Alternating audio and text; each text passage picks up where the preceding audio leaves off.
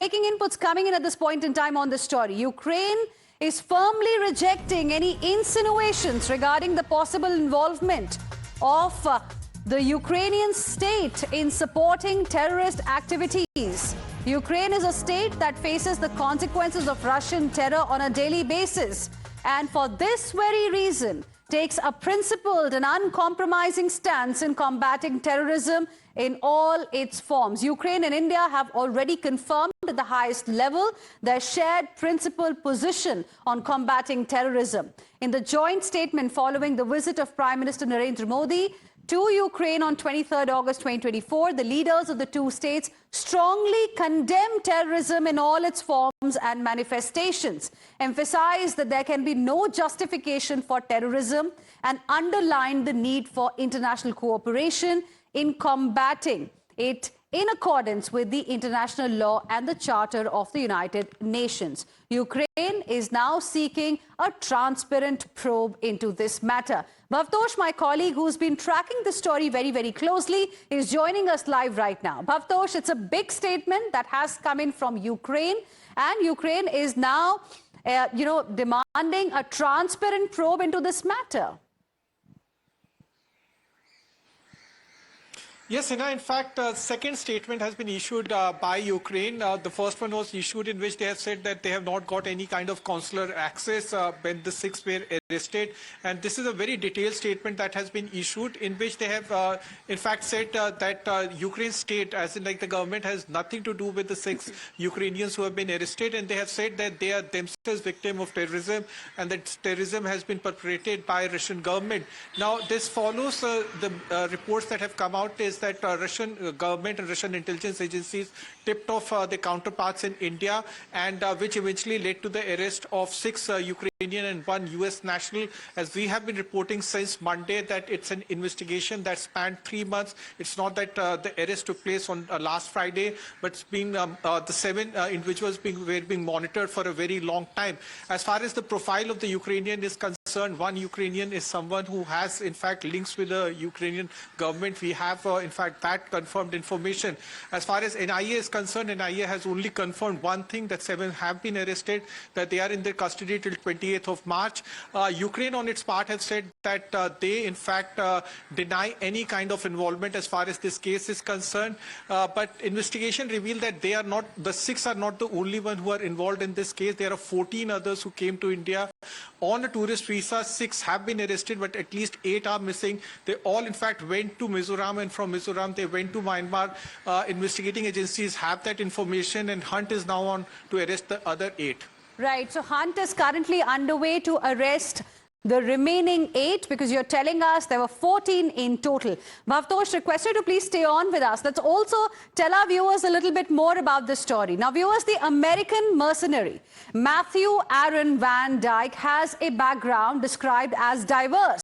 From being a soldier to war correspondent to founder of Sons of Liberty Council, this man has been a part of several anti-regime missions across the world. And Times now has accessed details of Aaron Van Dyke's motive here. Let's now explain to you what the mission really was: to overthrow authoritarian regimes. This is his job, it seems.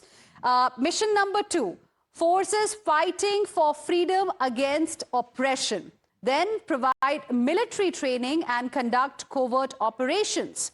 And to the leaders of Venezuela, his in fact response was, "We are coming to you." And mission number 5 to Burma and Iran, "We are coming for you.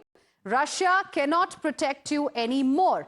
You will share the fate of Assad in Syria." Now, this is as per the statement released by Matthew Aaron Van Dyke. Now, viewers, from, in fact, regime change plots in Venezuela to military training in Ukraine, this American mercenary's trail is explosive.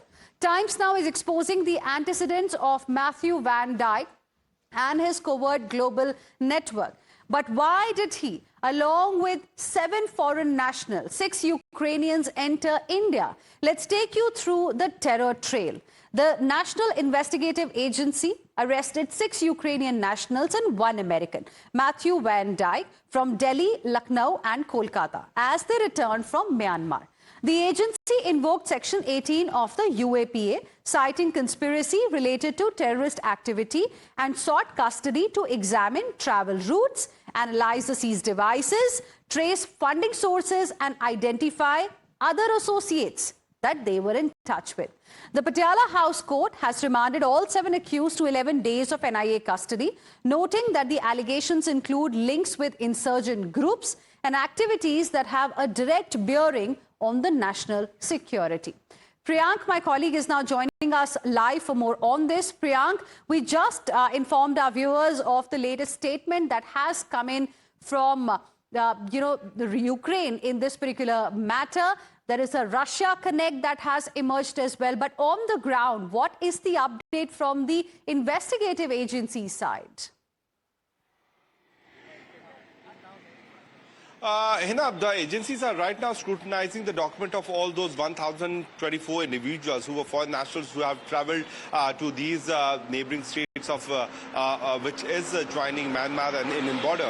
What is very alarming that there has been an attempt by the Western players who want to disrupt this particular process, where a trilateral route is being decided which can connect the Indian territory to the southeastern part of the world, starting from Bangladesh, Myanmar, and which goes till Thailand. So that is one of the possible reasons because of which the Western players want this area to be disrupted. We know that the junta army has been fighting with the Myanmar forces, which is clearly suggesting that they have an attempt. The local fight is still going on, and there are other players who want to infiltrate into that. There are 20 Ukrainian nationals who have been under the radar of the agency. 6 of them have been arrested, and the 7th one is a U.S. national, but the 14 of them are still at large, for which the manhunt is going on. That's why the NIA has very categorically denied giving any kind of statement so far in relation to this particular case.